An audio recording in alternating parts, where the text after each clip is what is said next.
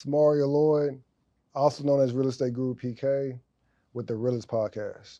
On the Realist Podcast, we talk about how to make a dollar, how to keep a dollar, and we touch on hot topics.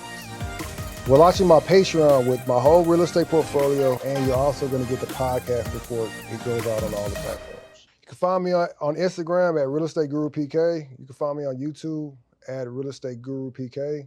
And you can find my podcast on Instagram, The Realist Podcast. How y'all doing? We got a special guest. We got Stephan Speaks. How you doing, man? Doing all right, man. Thanks for having me. So you said you come out to Houston like 3-4 times a year? Yeah. Always come out here, do events. Sometimes just come out just to have some fun, but for the most part, there's always work to do in Houston. Okay. I've been going over your podcast, and a point that I heard that you said that was pretty cool. You said write everything down and then give it to your significant other.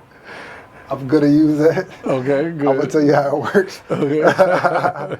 So, why did you think of that method to have communication with your significant other? So basically, because I've been coaching people for, I don't know, over 15, 16 years now. Mm-hmm. And what I realize is most people don't handle verbal conversations very well. People get defensive, they get distracted, they're listening to rebuttal, not to understand. Mm-hmm. So it's much more effective to write the letter, because what happens is when people read, they read to process. You know what I'm saying? So there's a greater chance of them actually hearing or receiving what you're trying to say to them. It also gives you a better opportunity to make sure you cover everything you need to cover. Because a lot of people will have a conversation, but leave certain things out. And then it continues to just linger, and it's like, all right, the issue's still not solved. But if we do it by a letter, we can get everything out. They can read it. Now y'all can sit down and talk about it. And it's just a much more efficient way of going about communicating. So was there did you go through like a heartbreak or a specific situation that led you to coaching? So, not that I haven't been through heartbreak, but that didn't lead me to coaching. Okay. What led me to coaching was going through a spiritual journey. So it was, honestly, I was just doing a bunch of different, I've always been like the jack of all trades. So I've had a computer repair business. I've had a production company. I was selling shoes at once. I've done all kinds of stuff. Mm-hmm. And then once I got closer to God due to a series of events, and I'm just praying, asking God, okay, what do I do next? It started with a book, then it became getting certified as a coach. Actually, no, book, then blog, then getting certified as a coach, and then speaking.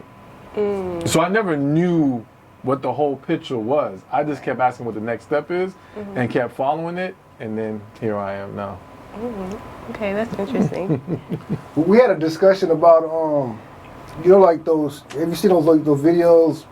They're interviewing the little boy. He's like 18. She's like 18, and then he's spending like $400 every weekend, and then he finds out she got like $30,000 in the bank. Do you feel like that's appropriate for like a young man to be spending that much money on dates, courting his girlfriend? Okay, so he was just courting her. They weren't official girlfriend. No, they're boyfriend and girlfriend. They're boyfriend and girlfriend, but he's paying for everything. He's paying for everything. He's paying like $400 every weekend.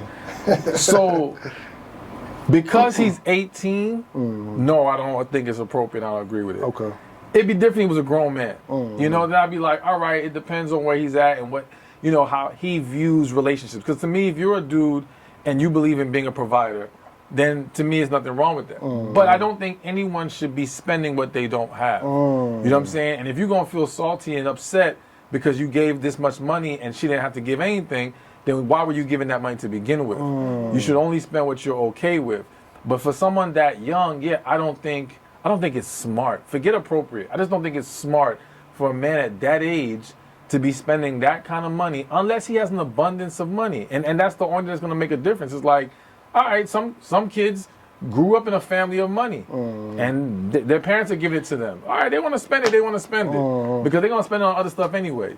But if you're using your paycheck to try to get this girl and win her attention, he's spending all of his hard-earned money on. That's not good. Because like they ask him how much he got, he's like, I got $1,200, and then they ask how much she got. She's like, I got 30, 40, 50,000. Yeah, that's ridiculous. And she's like, my grandpa gave me this money for, I'm a trust fund baby, basically. And he's pissed. And you know what? My thing is this. Forget how much money she got. Why are you spending $400 a week if you're in a relationship? Like, that just is bad money management regardless. So even if she only had $2,000, right? It still won't make it right. That's way too much money to be spending when you're dating. You know what I'm saying? So to me, I just think unfortunately, a lot of the young guys are trying to keep up with what they see on Instagram and things of that nature. And I hate to say it, but some dudes are trying to date women. I don't know this situation. Yeah, exactly. Yeah, I was about to say that. I don't know about his situation specifically, but I will say in general, some men are going out of their league, and it's like, yo, it's not time for that. Right now, this is the time to grind, get your stuff together, so that once you're in a position that you can handle it, you're not going to care whether you spend that money or not. Okay, I feel that. 100%, I agree. So one thing that I've found that I have trouble in dating is determining the difference between chemistry and compatibility. Okay. So how can someone go about that? Okay, so here's the way to look at it.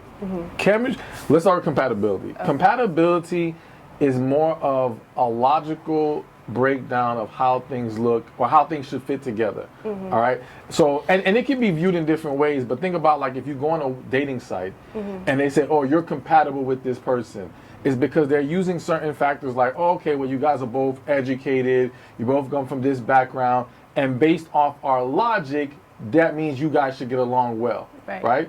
But just because it looks good on paper doesn't mean it works in reality.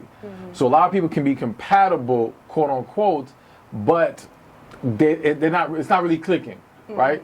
Chemistry, on the other hand, is really just about two people who can get along. They can laugh with each other. They're enjoying each other's company. But the thing with chemistry, I always tell people, is it's tricky because if you're a likable person, you can have chemistry with a lot of people. Right. Okay.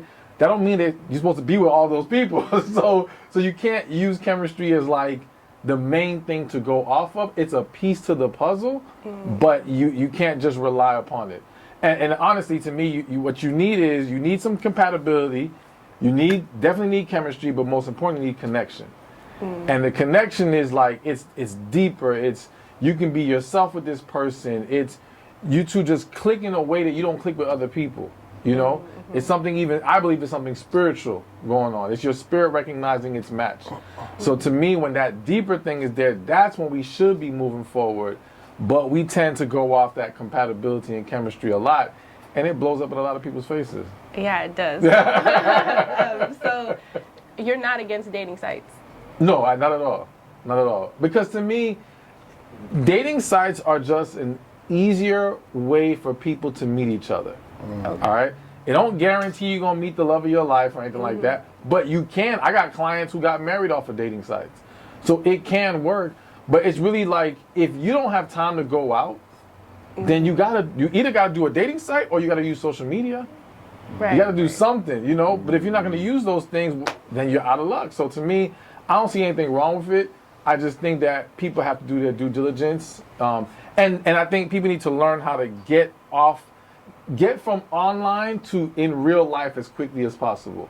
Like all that chatting in the DMs and all that chatting on the dating. Like once we see we're attracted to each other, all right, let's have a date. Let's go get coffee, whatever the case may be. But let's get in person and see if the vibe is really there. Okay. Do you have like a specific dating app that you would recommend, or you just think they're all the same? And right now, I don't know for sure which ones are actually good. I've heard good things about Hinge. I've heard that too. I don't know about, was it Bumble? Bumble, I believe the woman initiates on Bumble. Yeah, so that's why I'm not too big on the Bumble thing. I used to tell people Match, because Match made the guys pay, and I always say, if the site makes the guys pay, then there's a greater chance the guy is going to be serious. You know what I'm saying? Because if it's free, you're just going to jump on there and get what you can get. Right. You know what I'm saying? You ain't got nothing to worry about. So to me, I always say look for sites where the guy has to pay to be on there. Oh, that's a good tip, actually. If a man is dating a woman, how long do you think a woman should give a man before he pops the question? So it's tricky in today's world. I'm someone who don't think you need more than a year. More than a year? Yeah, to be honest with you. I agree. I feel like, and my thing is this, even if you're not ready after a year, I think staying in the relationship past that is real risky. One, if you're the woman, whether you're the woman or the man, if y'all don't know if you want to spend your lives with each other after a year, something's wrong. Okay? The only caveat to that is, okay, let's say you're really young, you're 18. That's where, okay, we can understand you need a couple more years. Maybe you're in college, you want to get out of college. That's understandable. I say once you're past college years, right? Or once you at least you're established, you have a job, you got a career, whatever, it shouldn't take you no more than a year. And if it does, if people are honest with themselves, it takes longer because they're not sure about this person. And they're hoping that maybe they can either learn to tolerate it or the person will change, you know? And a lot of times it doesn't actually change. It's just that they don't want to let go after year 2, year 3. So now some people will just bite the bullet and get married, even though they don't really want to get married. Others eventually end up breaking up, but it's like we wasted all that extra time for what? And my thing is, you can easily, I look at it like doing an internship. If you work at an internship for, let's say, 6 months, you're not getting paid. And they told you after 6 months, we don't know if we want to hire you yet. Just keep working here for free until we figure it out. You ain't going to do it. You out. Now, you'll leave, and if they want to come back and hire you, cool. But you're not going to keep working for free. So why am I going to stay in this relationship, continue to give you the benefits of that next level commitment when you don't want to pay the full price? Should they live together? I'm not going to say they should. Okay. There's actually a study that shows people have a higher divorce rate when they do live together before marriage. Before marriage? Yeah. I'm not going to say they should. I understand if they do. I think I would advise don't do it unless you're at least engaged. And if you're going to do it, there has to be an exit strategy. Like, people end up living together and they get stuck. You know what I'm saying? Their names are on the lease, or they can't go anywhere else. And that's a horrible position to be in. It got to be like, okay, we're going to move in together. We're going to sign a 6 months lease. Forget a 1 year lease. 6 month lease. And if at the end of the 6 months, we don't know that we want to get married and stay together, we gotta walk away. Okay, now, at worst, if we do another 6 months, cool. But once you do a year, and God forbid you do a year, 2 months in, you realize this ain't gonna work, and now you stuck for another 9 months or 10 months, that's tough. What if they got kids together? You just throwing extra. I mean, but to be honest with you, to me it's the same thing. Because so the kid don't change nothing? Nah, because listen, a lot of people stayed together for the kids, and all they did was create a more dysfunctional household. And the kids end up paying the price for it. There's a lot of people who are dysfunctional now in relationships because they grew up in a household where their parents try to stay together for the sake of them. It don't help nobody. Unless you can, if you're gonna stay and actually create a happy, positive household, cool. But if you're gonna have all this tension, negativity, it's not good for anybody. So to me, the kids don't really change anything. Okay. So in any situation, whether a relationship or marriage, is cheating forgivable? So one, let me just say, in my eyes, everything is forgivable, but not everything is acceptable. Okay. So I look at it from a spiritual perspective. God says if we want His forgiveness, we got to forgive others. So to me, there's nothing we should not forgive. But that doesn't mean you're supposed to stay with the person. That doesn't mean you're supposed to do business with someone who betrayed you. Doesn't mean you got to keep entertaining a certain situation. So, when we're asking, is it something that we can forgive and continue on in this relationship? I think that there are some situations where cheating is a symptom of two people who never belonged together. And there's other situations where cheating is a symptom of something broken within the relationship between two people that it can be fixed. So to me, we have to sit down and figure out, okay, what's at the core of why this happened? You know what I'm saying? Because you have some scenarios where listen, not everyone who cheats has a cheater mentality. Some people, that's their lifestyle. They just believe in having a side piece, whether it be a side chick, side dude, whatever. That's how they roll. Other people literally said they would never cheat. 5, 10, whatever years into the relationship, they end up stepping out. And they may have stepped out because they felt neglected. They're not getting what they need from their partner. That doesn't make it necessarily okay, but that is why it happens. You know what I'm saying? To me, something like that, there's more reason to believe we can fix this. Also, I always tell people, The big question to ask yourself is, were things ever good? Because you got some people who, they always had a toxic relationship. Right. It was never healthy. So even if we say, oh, we'll never cheat again, what's the point of getting back together? It's still toxic. You see what I'm saying? But if we can say, man, we had some good run, and then something went wrong, and it went left, all right, that gives me more reason to believe we can get back to that good place because it actually once existed. But if it never existed, what are we shooting for? Right. That makes sense. I guess it's just hard to forgive sometimes. Yeah, I mean, it is. But forgiveness is not for them, it's for you. You know what I'm saying? You got to release. And again, it doesn't automatically mean you're supposed to stay with them or continue with them. But you can't hold on to that pain. It's only going to eat you up. Right. You know what I'm saying? And then what it's going to do is it's going to make it hard for you to get with the next person because that thing is just lingering inside of you. And the minute this new person does anything that looks remotely close to what your ex did, you're going to snap. You're going to get triggered. Right. And things are going to come out and it's going to derail the situation, even if this new person had no intention of cheating. Right. So you got to forgive if you want a chance to ever have a healthy relationship. Okay. When women divorce, what's like a healthy time they need to work on themselves? You know, it's not really a time frame. It's really just about them going through the process of healing. You know, and if people do the work, you know, for some people that might be months, for some it might be years. The thing with a lot of women is they mentally and emotionally checked out way before the divorce was official. You know what I'm saying? Shoot, before they even asked for the divorce or accepted the divorce.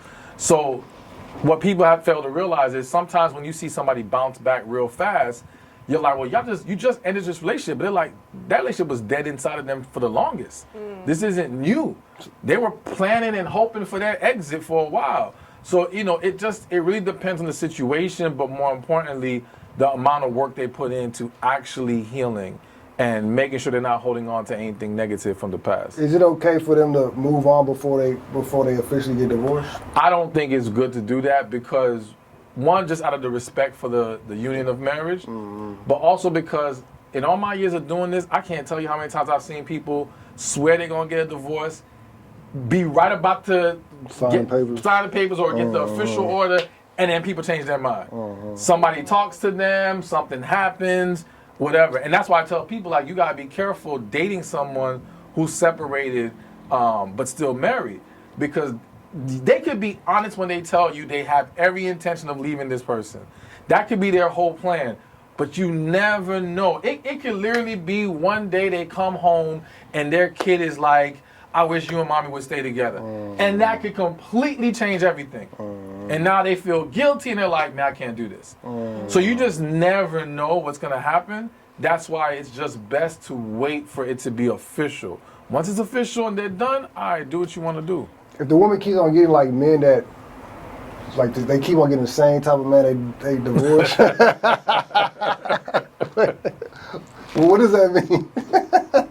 It means they got something they haven't healed from, and they keep repeating the same cycle. You know what I'm saying? And there's something at the root of why they keep picking this same kind of man. You know what I'm saying? Anytime anyone is getting the same result over and over and over again, and it's not a positive one, there's something that needs to be addressed within them. You know what I'm saying? So it's the woman's fault. No, it is, right? It is. I mean, listen. Yes, but hear me out. It's her fault in the sense of she has to accept the responsibility in who she's choosing to entertain. All right? And at the end of the day, it doesn't mean there aren't liars out there and people trying to trick her. But I'm just someone who believes, it's not that I'm trying to pick on women, but I believe women have powerful intuition and they see a lot of stuff and they just rationalize past it. And then they'll say, oh, I didn't see it coming. No, you did. Yeah. But you turned around and you ignored it and you tried to think it wouldn't be a problem. And the thing is, until you accept it's your responsibility to make better choices, you're going to keep making bad choices. Because you keep thinking it's not you, it's the world, it's the universe, it's God, it's whatever. And it's like, nah, that you... And again, that's not just a woman thing, that's an everybody thing. If you're not getting the results you want, you have to look at yourself in the mirror and determine what you need to do differently. Okay, I feel it. So what's one thing that you wish women knew about men? That women knew about men. That men are really simple, as much as it may seem otherwise. Right? Men are really simple, and I think sometimes women complicate things. So I'll give you an example. A woman can go to a man and ask her, "What do you want for your birthday?" And the dude could be like, "Listen, I ain't trying to do nothing. I just want to be home. Let's watch a movie, have some food, have some sex. I'm good." And she thinks to herself, "I'm gonna throw him a surprise party." He needs a surprise party, okay? And then after she throws him a surprise party, if he don't get happy and excited, she's mad at him. And it's like, yo, but he told you exactly what he wanted. It's simple. Right. Y'all are like that. See, if we ask y'all what do you want, and you say, "Oh, no, I just want to chill," in the back of your head, you want us to do something extravagant. You want us to do something special in most cases. You know what I'm saying? But we're not like that. If we know you're going to listen to us, we will tell you exactly what it is. So just keep it simple. Don't overthink it. Don't overanalyze. Just keep it simple. Okay. And do you think everyone is meant to get married? No. No. No. I just think you can look at it from a biblical perspective. You can look at it from a non-biblical perspective. Everyone's not meant for it. I think everyone who's not at peace with being single, then it's probably for them. You know, like I think if you're not someone that's meant to get married, you'll have peace in being single.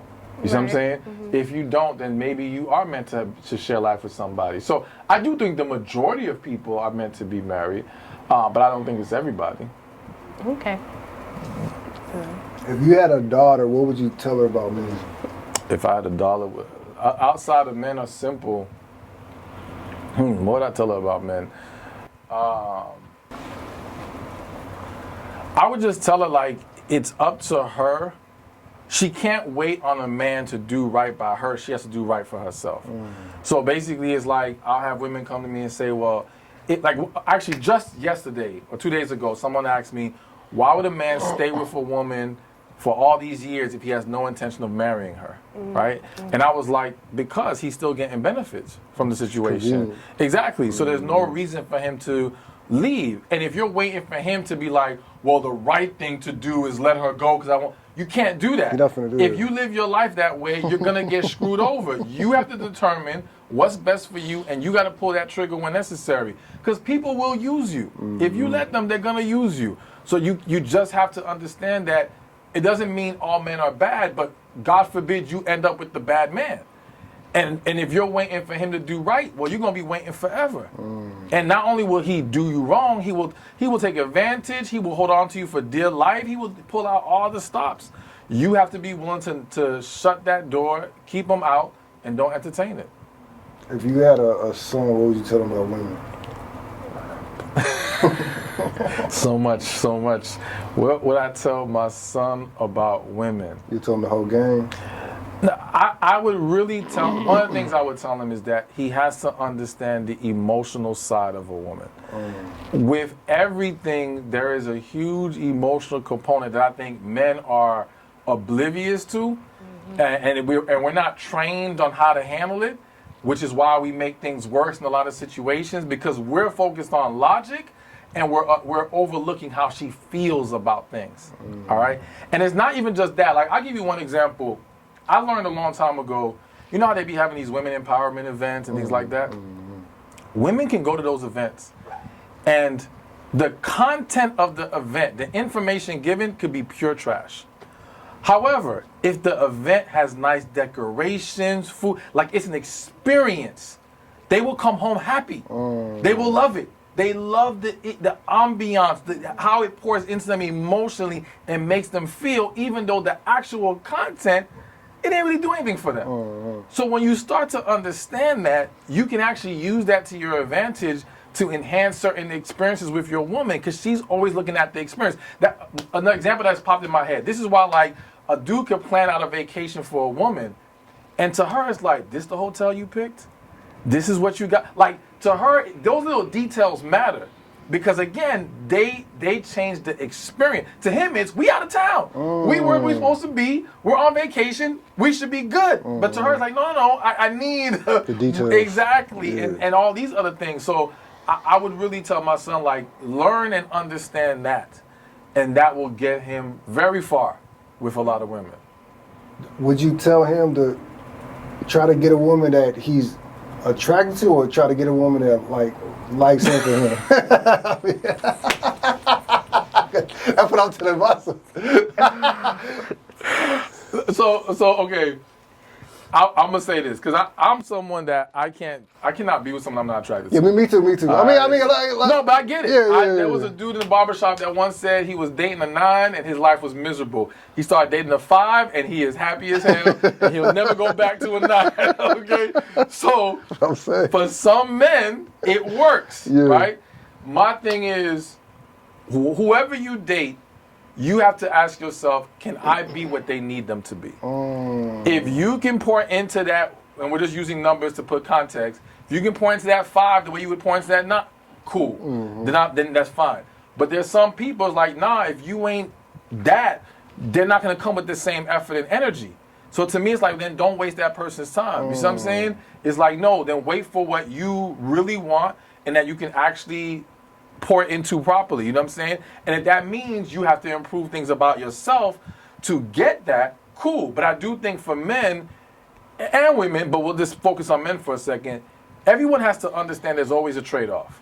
There's trade-offs with everything. So it's like, okay, for example, you might want this beautiful woman that you're super attracted to, but can you handle the attention that she gets from other men? You know what I'm saying? Whether it's insecurities, whether it's you just don't like all that noise around you, if that doesn't work for you, then you're going to have to knock it down a notch with what kind of woman you want to go after.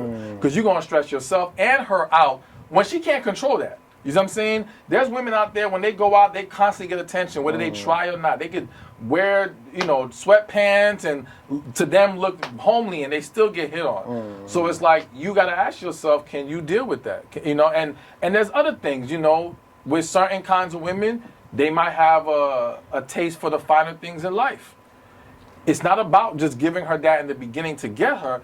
Can you keep giving her that to keep her happy? Because that's what she likes. You know what I'm saying? And a lot of dudes, what they do is they trick the woman. They give her all that in the beginning. She gets in, finds out he's actually broke and can't keep that up. Or he don't like spending like that. Now she's unhappy and now he feels like, oh, well, you're ungrateful. And it's like, no, you tricked her. You know what I'm saying? It's like on the flip side, it's like I've heard stories where women will start off being a super freak to the man, doing everything he wants sexually. And then after she gets him, gone. And it's like, and then if he complains, oh, he's the problem. No, you're the problem. Why did you do that if that's not your thing? Now, you know what I'm saying? If there's a different issue that we can fix, cool. But if you just fake that just to get him, that's horrible. So everybody just got to keep it real and understand what kind of person are you signing up for and all the things that come with that kind of person. I like that because I feel like a lot of women are villainized for wanting maybe certain lifestyles or certain things. So why do you think there's so much tension between men and women, especially on social media? The source of the tension is that people are mad that the people that they want are requiring things they're not willing to give. Okay? So it's like you'll have certain men who are mad about women who want a dude that's going to spend money, be a provider. The reality is that there's tons of women who will take a man 50-50, they'll be with a broke man. Like they will go with it. But that dude or those dudes don't want those women. So they keep focusing on the ones they want who don't want to accept that, and they get mad and they try to force them or shame them into wanting different. Same thing happens on the other end. You have women who they want a certain kind of man. Let's just say they want that man who's super successful, and for a lot of successful men, how you look is going to play a huge role. And some of these women don't want to have to change how they look or improve those things. Right. So instead, they'll shame those men. But it's like, yo, there's tons of other men who will accept you. Like, when a woman said, for a lot of women, when they say they can't find a man, what they're saying is they can't find a man that they want. Right. And who wants them in return. Because they got other men who want them. Okay? But they don't want those dudes. So again, everyone's ignoring the ones who want them They're focusing on the ones that they want, but they are mad because those people are requesting things they're not willing to give or can't give for whatever reason. That makes sense. Makes a lot of sense. You know? So, if a couple's married, they've been married for like 2-3 years. Mm-hmm. Say he loses his job. Mm-hmm. Should she give him a time period where he gets another job, or she just needs to hold it down, or how you feel about that situation? No, I think there needs to be a time period. Because I think if you don't give a time period, people can get real comfortable. You know what I'm saying? And I do think that, I think we have to have these discussions before we even get married. Mm-hmm. And again, there's always two ways to look at it. Like, an example I would give, or I feel like I need to give, for a lot of men, they might feel that way about a woman gaining too much weight.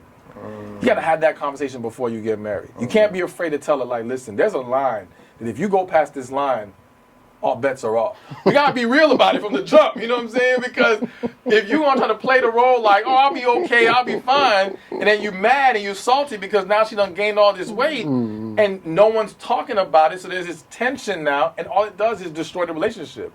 Same thing with the money or the job thing. What if she had a baby? What if she had a baby? A couple of kids? Again, it's going to depend on the man and the individual. There's some men, and again, it's a line.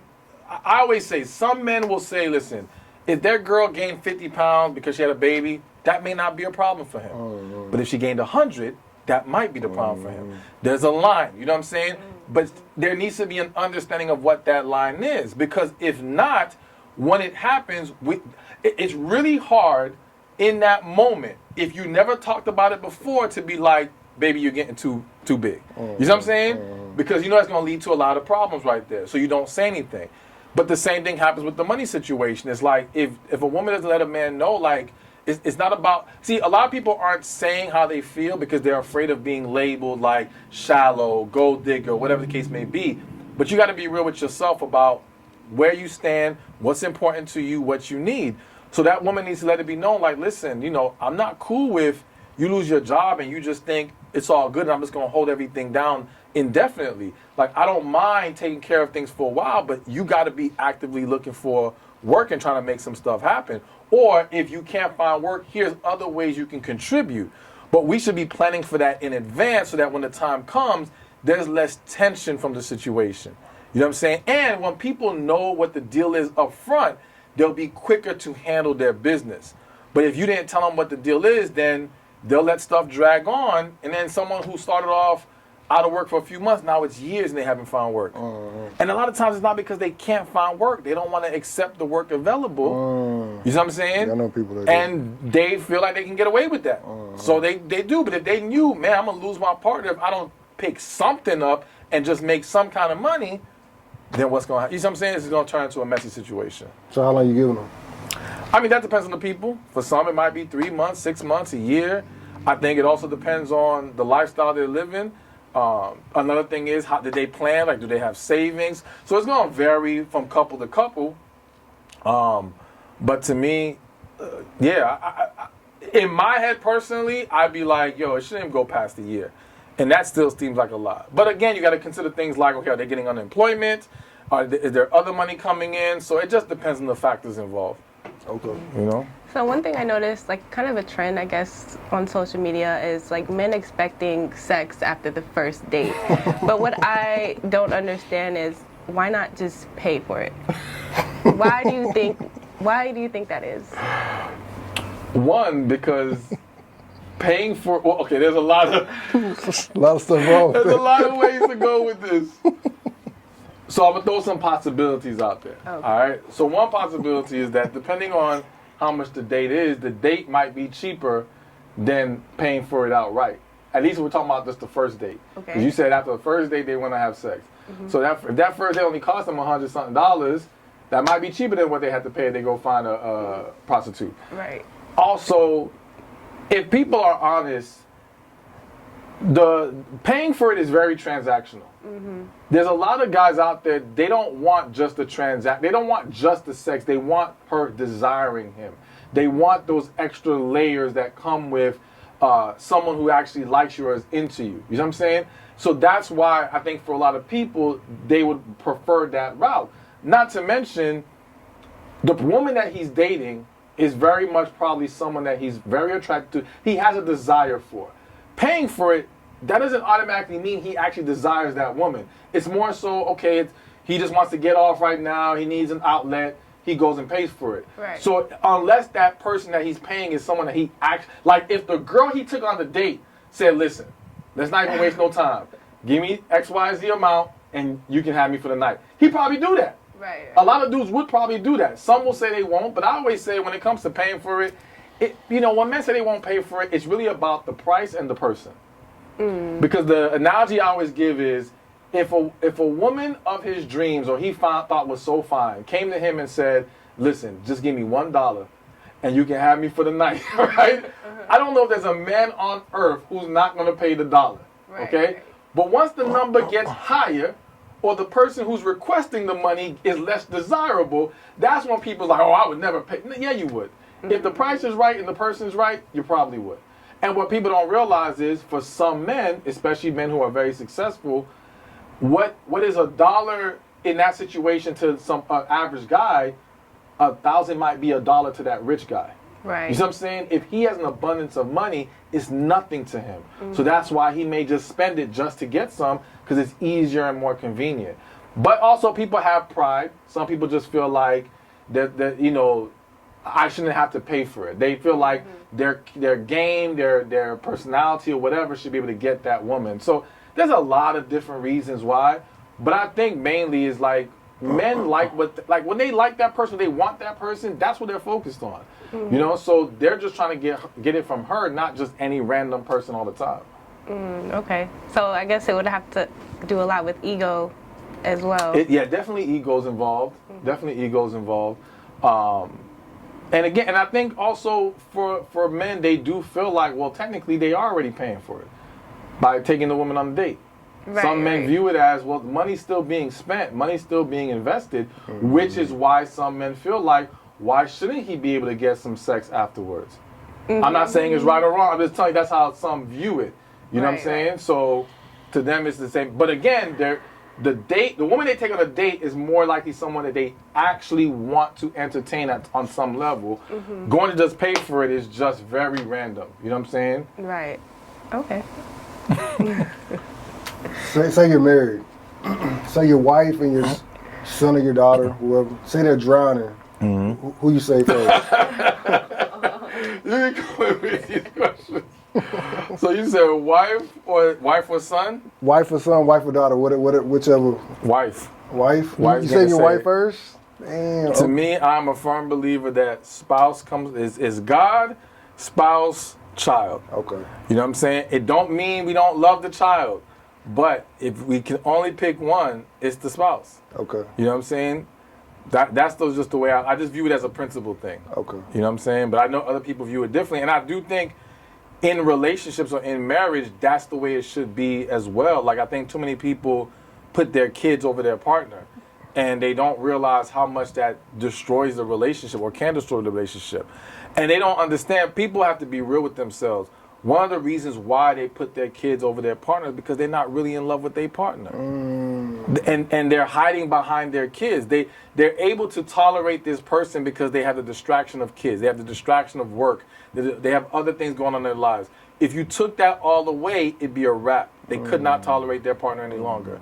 So people got to be real about what's really going on. You know what I'm saying? And they feel like they have this thing where they'll never trust somebody. And though I don't ever believe in fully trusting anybody, I just think that it speaks to something in them that hasn't been healed. And that's the reason why they would never put their partner first, and I think that's a problem. They say you're supposed to say your spouse first because you can have another child. I mean, yeah, from a logical perspective, yeah, technically you can have another child, exactly. You know what I'm saying? But finding if that partner is truly the person that's for you and you have an alignment with and you have a connection with, that ain't easy to find. You know what I'm saying? So I just think, again, just from a principle standpoint, wife gonna get saved first. Saved first? Okay. Yeah. I respect that. Yeah, if we got some rope left over, we'll try to get the kid later. So what do you think are the main mistakes that you maybe see men and women doing in dating nowadays? The main mistakes men and women doing. I think one, not being themselves. I think a lot of people don't even know who they are, don't know what they like and don't really like. And they're too busy trying to chase whatever it is they want. And again, not understand, like, if you're performing to get this person and it's not really who you are, you can't keep that up forever. Your true self is going to come out at some point. And when it does, everything's going to blow up in your face. Either because your partner won't be happy with the real version of you that they never knew existed, or you'll be unhappy trying to suppress the real version of you in order to try to make your partner happy. So you don't win one way or another. Some people get lucky and it works out for them, but the majority of people it doesn't. So I think not being themselves is one. I think the second thing is just not being healed, right? Again, I think too many people are trying to date with a lack of healing. And I always say, if you haven't healed, you are 99% likely to choose the wrong person to be with. So too many people are ending up in the wrong situation because when you haven't healed, you fear being vulnerable. And being with the right person requires being very, very vulnerable. So that's why I always say, when you aren't healed, you'll find every reason to run from the right person and every reason to run to the wrong person. So it's just throwing things off. And then the third thing, and again, this is only going to apply to those who are believers, I think just not asking God about the people you're dealing with. You know what I'm saying? I think you could save a lot of time if you just went straight to God and was like, is this the person? Should I be entertaining this? You know what I'm saying? And again, it goes back to intuition, trusting your gut, trusting your spirit. Because to me, it's all connected to the same thing. It's all God speaking to you. And it's like, if we would just learn to listen, because a lot of us, men and women, there was something in us that told us this ain't it. But we're like, nah, but I like them. I'm going to try to make it work. I'm going to try to push past. And then it ends up being a nightmare. You know what I'm saying? At some point. So it's like, I think you can't ignore that. That's the huge mistake people are making. Do you think it's a mistake to sleep with someone on the first date? I'm not going to use the word I don't think it is the best approach to take. All right? And the reason why I say it like that is because there are people who had sex on the first date and got married, happily married, still together, okay? So it's possible to have success.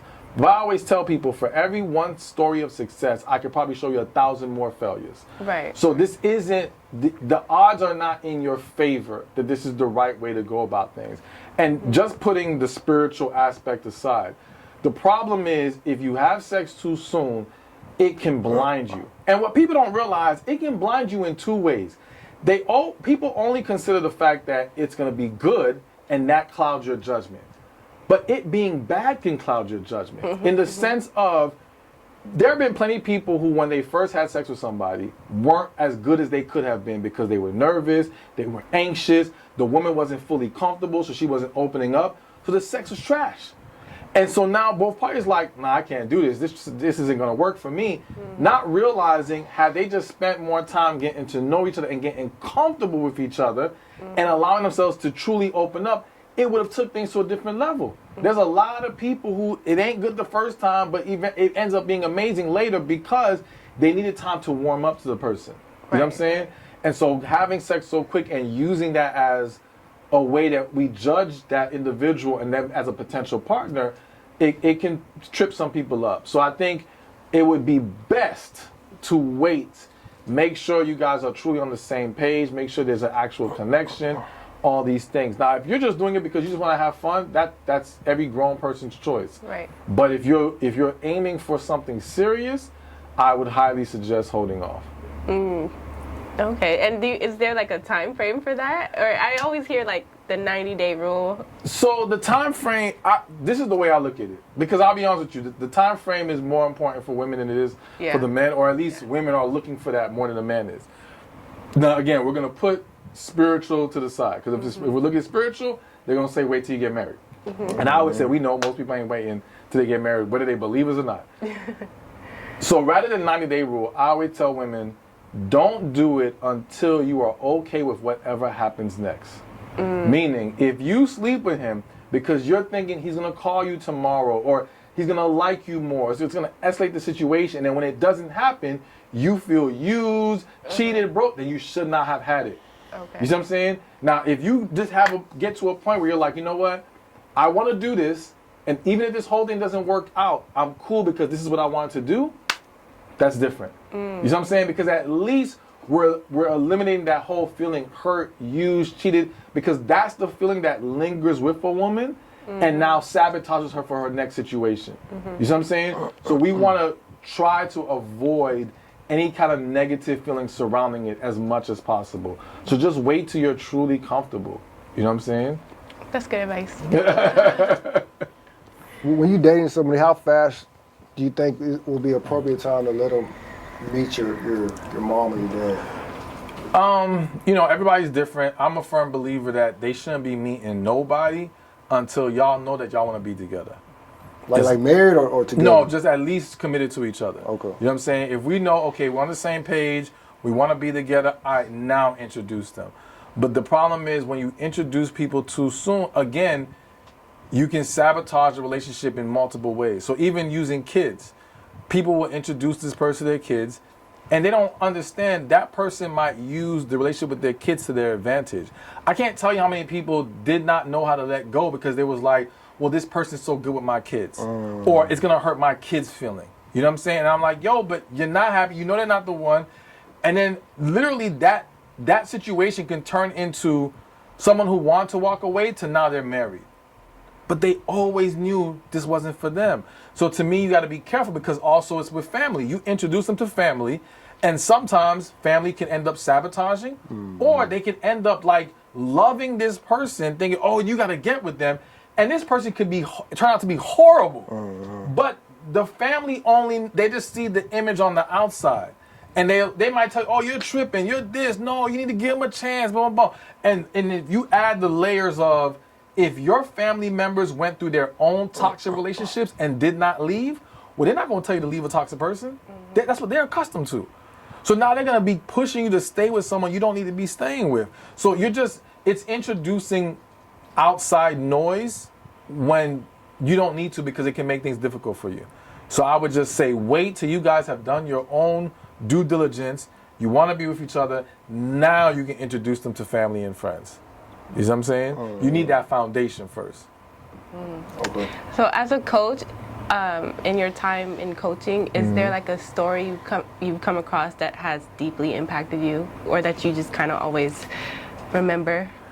I don't know about always remember, because I won't say deeply impact. I mean, they all impact me in the sense of just learning and seeing so many different sides and scenarios. But, you know, as a coach, you have to learn not to internalize or hold on to things. You got to just take it and release it. Right. You know what I'm saying? Because that stuff will drain you and wear you down. And when you're talking to so many different people, it's a lot of people's energy that you're taking in. Always remember, I just feel like different ones pop up depending on what I'm talking about. You know, and they'll remind me of little scenarios I can use as examples for people or reference points when I'm trying to make certain or convey certain points to people. So I can't think of anything, like even right now, I can't think of one specifically off the top of my head, but there is so many. When I'm speaking on stages, whatever, it'll just be random stories that come from my experiences as a coach that I can use in that story. Do you notice like a common theme in maybe people's relationship problems when they come to you for coaching? Yeah, they haven't healed. That is the common number one issue. Plain and simple, they haven't healed. And when I say haven't healed, don't look at it like just healing from a romantic relationship. They haven't healed from their childhood trauma. They haven't healed from all the things that they were hurt from in their past. Family, friends, all of it. And that needs to happen if people want to break them cycles. So that'd be the number one common denominator I always see every time. Okay. I just got one more question. Yeah, go ahead. So, say they're married. Say he a basketball player. Say she like. Can a wife be jealous of her husband's success as a basketball player? Are you referring to Aisha Curry? Oh, look, let's not even say no names. Let's just go with that question. Listen, yes, it is possible for a woman and a man, it happens both sides, to be jealous of their partner's success, jealous of the attention that they're getting, all these different things. Yeah, it happens for various reasons. And what can I say? It's an unfortunate situation when that is the case. I do think sometimes when it comes to stuff like people in the media that we hear about, we have to always remember we don't know the whole story. Yeah, that's true. We have not heard all the details. You know what I'm saying? Like, even with that situation, there were the initial clips that were going viral that were all negative. And then one day I saw a TikTok that showed unseen clips from the interview, and it was a completely different story. And I'm like, yo, it's crazy how I always tell people, like, listen, if you didn't take the time to sit down and watch the entire interview, don't speak on it. Don't speak on it. You got to understand, clips do not tell you everything. And people clip things on purpose in a way for it to go viral and to create tensions and things of that nature. So it's very misleading. You know what I'm saying? So I just think, people got to be careful with that. But it does happen. It does happen, the whole jealousy thing. And, those individuals have to figure out how they're going to work through those types of situations. Have you coached situations like that? I've coached situations where one felt that the other was jealous. But it was a woman that was jealous of the husband, or well, in the situation that I'm thinking about, she felt the husband was jealous of her success. But here's the other thing that people don't consider. Sometimes it's not a jealousy of your success. People don't always realize the attitude or energy that they give to their partner when they are the more successful one. Sometimes people don't realize how they talk down to their partner or make them feel less than because they're the more successful one. And so now when the person starts to have an issue, it's, oh, you're insecure, you're jealous. But it's like, nah, excuse my language, you being an asshole to them. And you're being very passive aggressive with it. Even with people who consider themselves more intelligent. Sometimes that intelligent person hides behind intelligent and swears it's the other person who's just not smart enough. But it's like, no, you're condescending, you're arrogant, you're rude, and you're not accepting that's what you're putting out there. And when people take issue with it, it's like, oh, they're intimidated by my intelligence. No, it's not it at all. So I think, again, people have to understand there's a lot of different layers to it and possibilities of what's actually going on. But then there are people who flat out just, they felt like they should be doing more in life, and when they see their partner doing so much better, it messes with them, and they don't know how to deal with that properly. Have you flat out told a couple, hey, y'all need a divorce? Hell yeah. For real? Hell yeah. How many times? I don't know how many times, but I've told people, like, listen, this is not going to work. I remember one couple, they weren't married though, they were in a relationship. First the guy came to me, he wanted to give it a try. I was like, all right, cool, we're going to give it a try. We're going to give it a 30-day trial. And then the girlfriend ended up coming to me afterwards, and I told them both, like, yo, I don't think this is not gonna work. Fortunately, they broke up, and now he's married to the love of his life, having a kid. Like, it was the best thing he could have ever done. On the flip side, I know two people who I told both of them they should not marry each other, still married each other, and they are miserable as hell, going at it constantly. And I'm like, and then I think one time one of them, like, the wife forgot that I ever said that. And the husband's like, yeah, he told me I should never marry you. So she confronted me and like, I told you that already. I told you not to marry this man. You know what I'm saying? You must have forgot somewhere. But I'm very transparent with people. I'm not going to play around. And anything I can say behind your back, I can say it to your face. So yeah, but they're still together, but they're just miserable. Okay. That was a great conversation. Man, I appreciate you, man. No problem, man. Thank you. Appreciate you. Is there anything you want to tell the audience before we head out? Just heal. Just do what you got to do to heal. You can find me on YouTube, Stephan Speaks, StephanSpeaksShop.com. And just listen to God. That's the other thing I'm going to tell you is get in tune with your spirit and learn how to listen to God. Appreciate Thank you. Thank you so much.